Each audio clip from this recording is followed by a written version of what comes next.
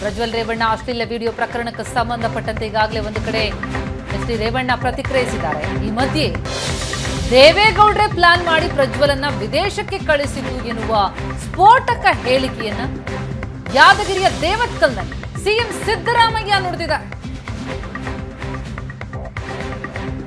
ವಿದೇಶಕ್ಕೆ ಹೋಗೋರಿಗೆ ವೀಸಾ ಕೊಡೋರು ಯಾರು? ಪಾಸ್ ಕೊಡೋರು ಬಿಜೆಪಿಯವರು ತಾನೆ. ಪ್ರಕರಣದಲ್ಲಿ ಸಿಲುಕದವನಿಗೆ ಯಾಕೆ ಟಿಕೆಟ್ ಕೊಟ್ರು ಅಂತ ಸಿಎಂ ಪ್ರಶ್ನಿಸ್ತಾ ಇದ್ದಾರೆ.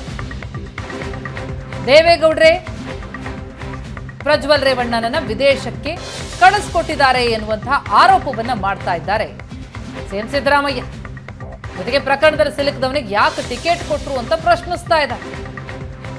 ವಿದೇಶಕ್ಕೆ ಹೋಗೋರಿಗೆ ವೀಸಾ ಕೊಡೋರು ಯಾರು ಅಂತ ಸಿಎಂ ಪ್ರಶ್ನಿಸ್ತಾ ಇದ್ದಾರೆ. ಪಾಸ್ ಕೊಡೋ ಬಿಜೆಪಿಯವರೇ ತಾನೇ ಎನ್ನುವುದು ಸಿಎಂ ಹೇಳಿಕೆ. ಪ್ರಜ್ವಲ್ ರೇವಣ್ಣ ಪ್ರಕರಣಕ್ಕೆ ಸಂಬಂಧಪಟ್ಟಂತೆ ಸಿದ್ದರಾಮಯ್ಯ ಅವರ ಪ್ರತಿಕ್ರಿಯೆ. ವಿದೇಶಕ್ಕೆ ಹೋಗ್ಬೇಕಾದ್ರೆ ಯಾರು ಪಾಸ್ಪೋರ್ಟ್ ಕೊಡೋರು ಯಾರು ಕೇಂದ್ರ ಸರ್ಕಾರ ವೀಸಾ ಕೊಡೋರು ಯಾರು? ಇವ್ರು ಗೊತ್ತಿಲ್ಲದೆ ಹೊಂಟೋದಾರ? ಹೌದು, ದೇವೇಗೌಡ್ರೆ ಪ್ಲಾನ್ ಮಾಡಿ ಕಳಿಸಿರೋದು ವಿದೇಶಕ್ಕೆ. ಮಾಡ್ತೀವಿ.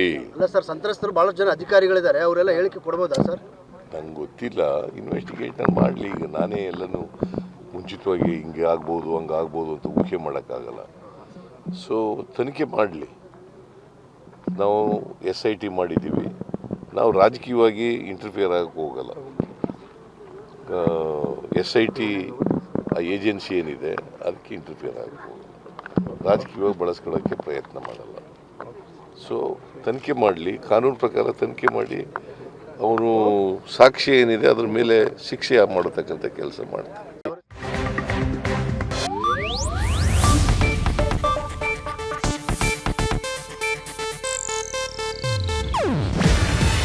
ಇದು ಏಷ್ಯಾನೆಟ್ ನ್ಯೂಸ್ ನೆಟ್ವರ್ಕ್ ಪ್ರಸ್ತುತಿ.